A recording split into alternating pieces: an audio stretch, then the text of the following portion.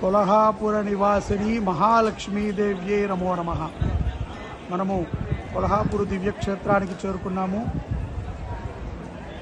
మరికొద్ది నిమిషాలలో ఇక్కడ మనము చండీ హోమాన్ని చేసుకుంటున్నాము. 14వ చండీ హోమం.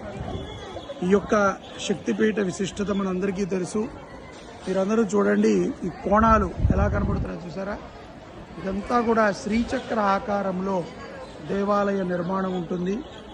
ఇదంతా చాలా పురాతనమైనటువంటి దేవాలయం.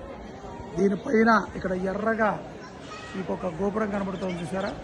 ఇక్కడ శివాలయం ఉంటుంది.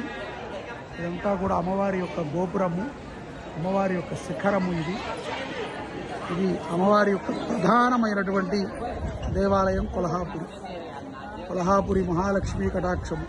యశుచి ప్రయతో భూత్వా జుహుయాదాజ్యమన్వః.